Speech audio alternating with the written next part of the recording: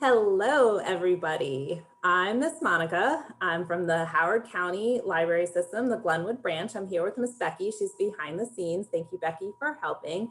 We are here for our STEAM Saturday session 2. This class is pre-recorded, so at any point, if you want to press pause, you can do so, or you can even watch it and then do the activities later. However you would like to do it is fine. So welcome today. I'm so excited you're back for this bi-weekly class where we explore science, technology, engineering, art, and math. And we do that with fun and easy projects you can do at home.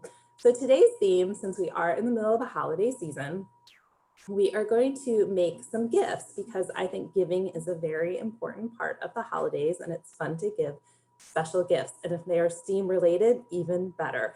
So we're going to go ahead and start with our first activity, which I think is super easy and super fun and definitely something that we all have around the house. And what is the big hot item of 2020? Do you know what your parents are all running to the store for, or your grown-up keeps talking about, or maybe your grandmother's worried that she's not going to have enough in the house? Toilet paper. Have you been hearing this at your house? Like, we need to make sure we have enough toilet paper. There we go, toilet paper. So obviously we all use toilet paper, and when we're done, you get a toilet paper roll, right?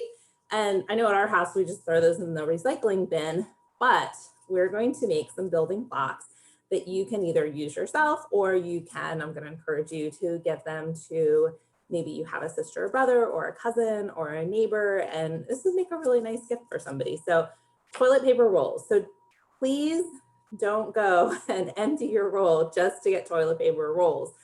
Just collect them as you use your toilet paper, okay? So you get some of those. You can also maybe check your recycling bin. There might be some in there as well. So you're going to need a bunch of these, however many you have. I have, I think, maybe 10 of them right now.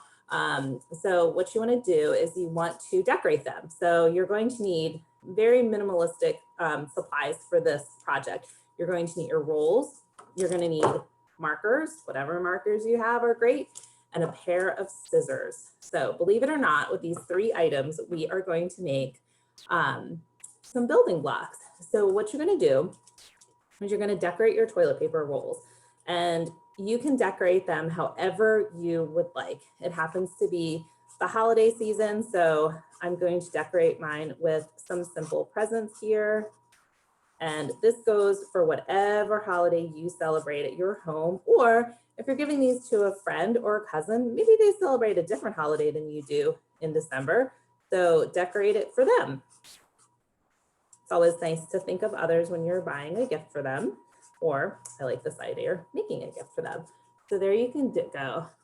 I just did some simple presents around them. You can see I didn't spend a lot of time. Whatever you'd like to do is fine. So the next thing you're going to do with these, I'm not going to complete all 10 of these today, right now, just because we're limited on time, but do as many as you have and decorate each of them, because I think it's kind of cute when you decorate them. So what you're going to do is you're going to take your scissors and you're going to cut slits on the top and the bottom, okay?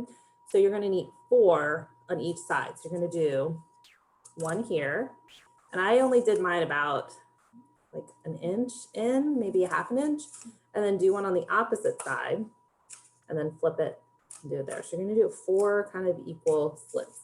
Let me show you. I'm going to pull mine up so you see. Okay. And then you're going to do it on the other side. What's important is you want to try to do the slits opposite. Okay. So you can see there's a slit, and now there's a slit there too. You can see it's a little hard to see, but you just want to make sure that they line up, because we're going to be building with these and you want them to match another one that you have. Okay. So if you do them all the same, then they'll align better. Okay. So here's another one. I wrote Happy Kwanzaa on this one, and I'm going to do the same thing. I'm going to make 4 slits opposite each other, 2 and 2, and then flip it and make sure that they align. Second one's kind of easy because I just looked up the top. Okay. And then what's fun is you can work these together like so. And they don't need to be perfect. but they slide on. See how that slides? And then you've got a building material. So if these two were decorated and cut, I could put one here, I could put one here, I could go all the way across and then go all the way across here and do like a wall if I was building a building, or I could do a huge tower. Who likes to make towers and knock them down? So fun. And you can see, here's one that I did. I did this one for Hanukkah and then some Christmas trees.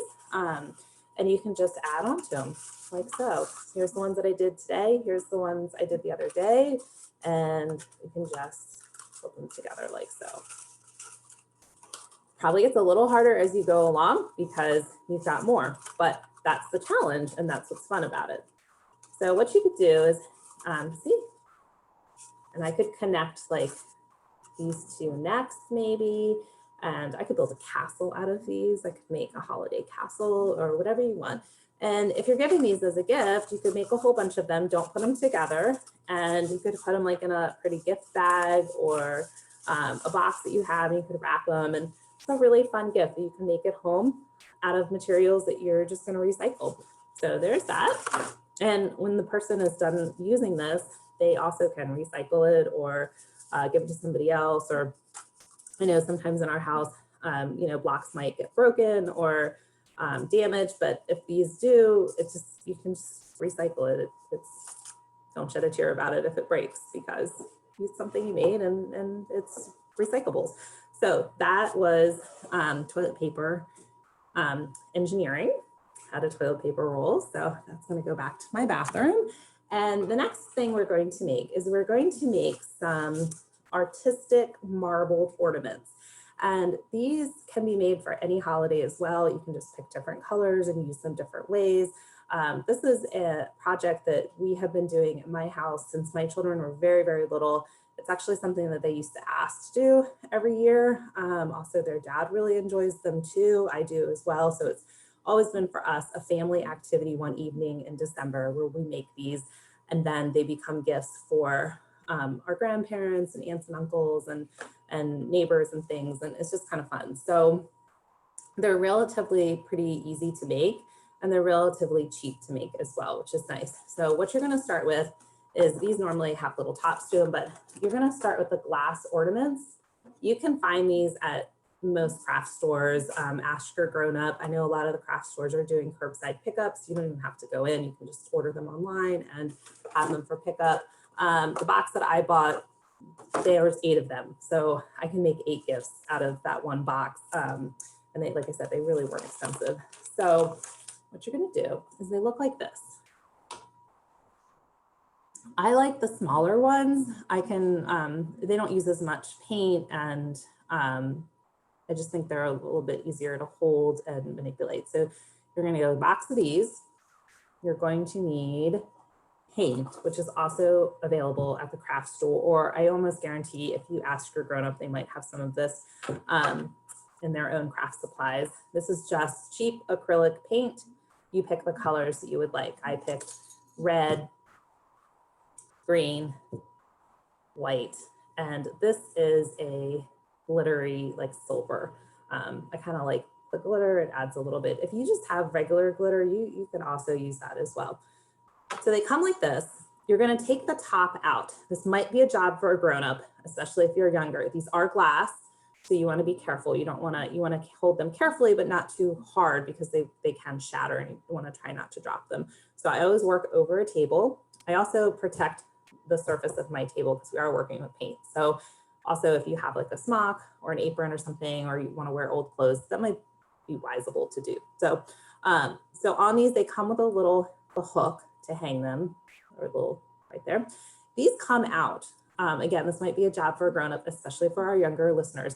But if you just carefully pull it, you'll see I'm not tugging at it real hard. It comes out. The top of it, I would not touch. Because that's the finishing piece when they made this glass ornament, and it can be sharp. So just pull those out. What you want to do, we're not going to do this here just because of time, but you do want to rinse these out with vinegar and let them dry. So what I do is I just put a funnel, I put a little vinegar, I swish it around, dump it out, and then I just put these back in their box without, you know, the top on. and let them dry out. It just kind of preps the surface of the glass so that the paint adheres better to it. That's what the instructions said. I've always done that step. You can try it without, but I always do, and it turns out great. So I would recommend rinsing it with vinegar. They don't smell like vinegar. You can't even tell that they were rinsed. But these are all dry. I did the vinegar step a couple days ago, so it was all dry, and I just made sure to shake out all the excess vinegar as well each day. So like I said, you need your paint. I always shake my paint first, mixes them up. I will say on these paints that the glitter paint was very thick. It didn't work as well on this, but I did still include some of it because it's glitter paint and it's fun. So what you're gonna do is you're gonna open up all your bottles of paint, and you're just going to pour a little bit in your glass ornament, if you can see that. And then I'm gonna put some green. Start with a little bit because you will be adding more. You don't wanna start with so much that you have too much. I would say with any kind of art project, start with smaller and then add if you need it versus trying to take away extra. And you can see this is really thick. Not sure why it's thick. Okay, so you've got your paint in there. You see it? Okay, and this is the fun part. Like I said, be careful with this and work over a surface like a table. I'm holding this up, but I do have a table right below me where the computer is. And you're just gonna move this around. And do you see it? It's marbleizing. The colors are mixing. It's also really fun to learn your colors and see how they mix together. Okay, so you're just gonna move that all around and your paint's gonna move. You see it? They're really, really pretty ornaments. And like I said, you can do this for any holiday. I could do some blue, white, and silver for Hanukkah. That would be stunning. I could do red, green, and black for Kwanzaa. I could even take these, make them for Hanukkah and put them maybe on my windowsill or next to the menorah would be really pretty, like so. Okay, so at this point, I might add a little bit of paint, and this time I might drizzle it, make sure it kind of drizzles on the side. Let me see if I can show you that. Okay, see how it's going down the side? That might add a little more effect on the side. Like I said, this one is really thick. And what you want to do is you just want to work this. It takes a while. I mean, it definitely is, you know, I think it's really relaxing to do. Like I said, my family usually does this on an evening in December. And I find with the hustle and bustle of the holidays, it's kind of a nice evening where we're just sitting down, we're creating something together and just spending some time together, which I think is the best gift of the holidays personally. So you're just gonna move it around. I'm gonna just put this down because I wanna show you what it looks like. Actually, my scissors, this great little prop. I wanna show you what they look completed, and then I'm gonna discuss what you do when you're all done with swirling all the paint and adding as much paint as you want, because there will be excess left over. But I have one that I did the other night and it's completely finished. This is probably a grown-up job. I carefully put the tops back on the hook so this is ready to hang on my Christmas tree, because I will hang it and I will think of this class and all of you. And that's how it looks. Do you see it? Do you see all the colors and it's marbled? Really fun. There is no two ornaments like this that ever turn out exactly the same. Okay, so you want to get it all around. You want to cover up all the glass and nothing is you can see through the ornament anymore, that you've got paint you can see on the top. So like I said, that takes a little bit of time. On this one, if I was all the way done with it and I was done swirling, what I would do, because there's a lot, no matter how you do this, there's going to be some excess paint in here. And excess paint, first of all, takes longer to dry if you left it in there on the bottom, but also it makes the ornament really heavy. So if you left like like I said, if you leave it in there, you don't want to do that because then your ornament would be heavy and it might by accidentally fall off of the top when you hang it. So this is just how I do it. I take a small paper cup. This is something that I can throw away. I put it upside down like so. And what I do, and this just helps, what's gonna pull that excess paint out? Does anybody know? Good scientific term for you, gravity. So gravity is gonna be your friend with your ornaments. And probably a day or two, you'd leave this up. And like I said, oh, I can already see my paint going down with gravity, but you wanna make sure that you finish all the paint and all the surface, and then you just would tape it. I use this is just masking tape. I tape mine to the paper cup. I always have, especially when my kids were little, just if we wanted to look at this, I didn't want it being knocked off and broken. So plus I didn't want paint all over the place. So that's just how I do that. And I usually just put these on my windowsill, or I put them on a shelf or someplace where they're not going to be touched and played with.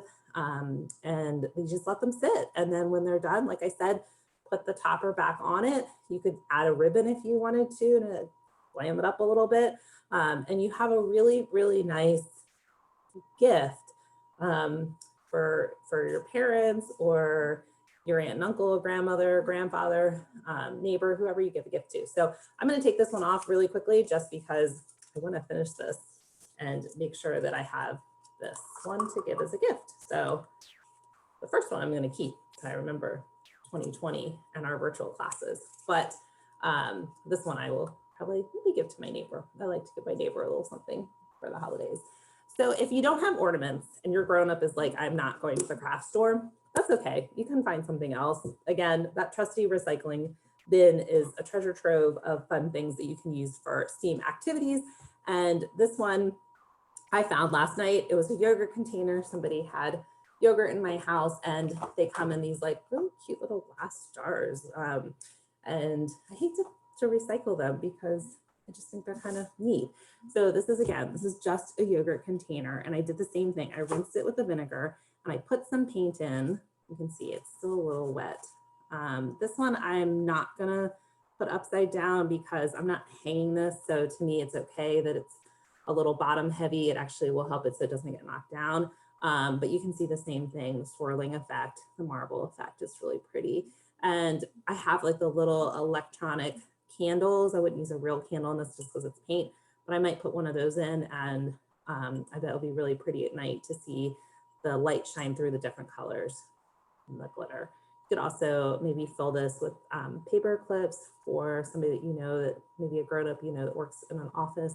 You could do lots of different things with this little jar. Make it a little base, a little poinsettia, maybe a mini poinsettia in there would be cute, or a little little cactus or something. So there you go. So marbled ornaments, that is one of my family's traditions. And I'm so happy and excited that I got to share it with you today and learn a little bit about giving and making gifts and some STEAM activities.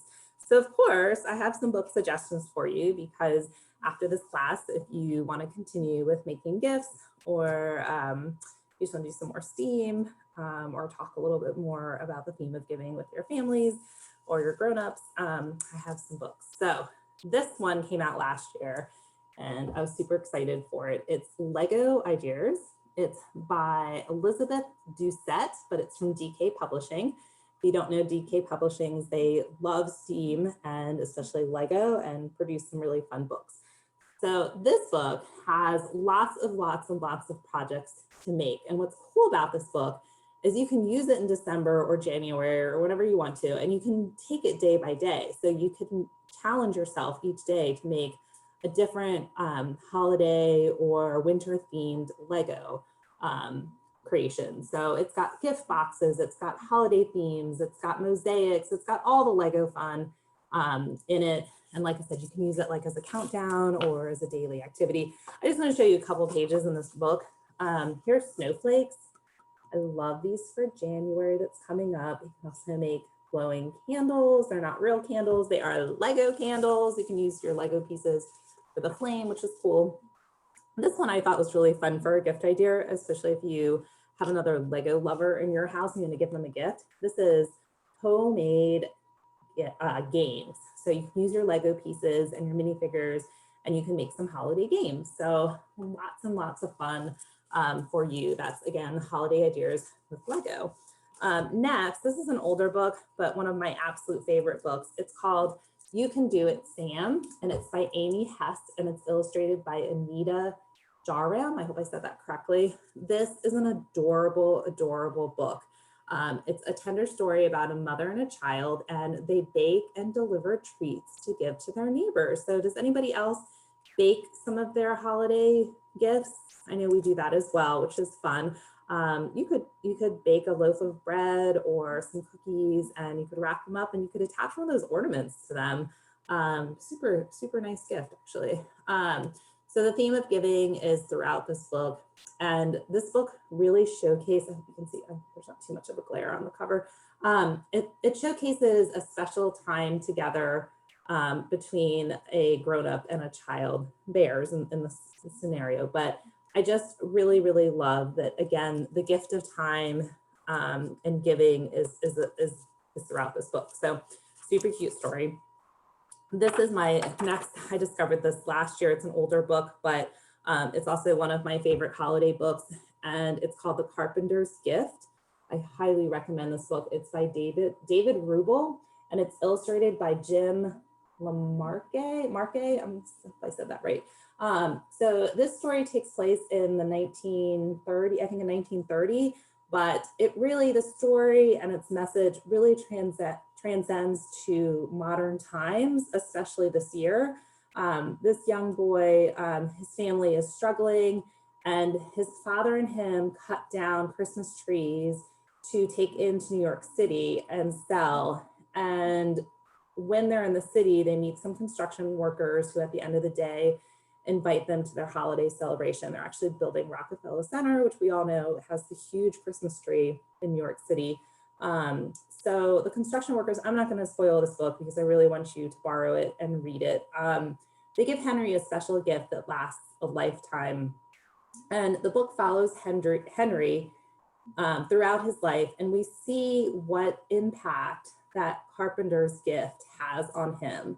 I was truly wowed by this book. It's a picture book, but it has a lot of words.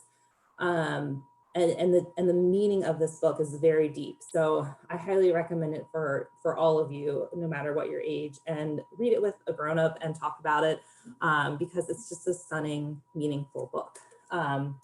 Love the theme of giving and hope in this book. And I think, like I said, it takes place in 1930, but we could see how this book has meaning, especially in 2020. So I'm just gonna show you the beautiful illustrations of the trees and the boy and his father going to sell them. Love the old car in that picture. But what's great about this book is there's something in it about Habitat for Humanity, which is an organization that builds homes for people that need a home. And it weaves that into the story. So, and you'll see, you got to read the book. I don't want to ruin it for you. But at the back of the book, there is some information about Habitat for Humanity, as well as the Rockefeller Center and the big tree that they put up in New York City each year. So I always love when there's a little bonus in the back of a book that I can learn more about something that was in the book. So highly recommend Carpenter's Gift, as well as the other two books. I also have a couple other book suggestions. They'll be in the class description that your grown-up can access if you're looking for some good STEAM-related holiday books or books about giving, or both. So thank you so much for joining us today. This was so much fun to be with you today, and I hope you have a great time celebrating whatever holiday you're celebrating this month. And I also hope you take some time to make some gifts and get into the spirit of giving this season. So have a great day. We'll see you soon. By the way, have your grown-up sign up for the next STEAM Saturday. It will be in 2 weeks, and we'll continue with some fun projects. I guess the next episode will be in January. So I will see you in 2021. Take care. Bye-bye.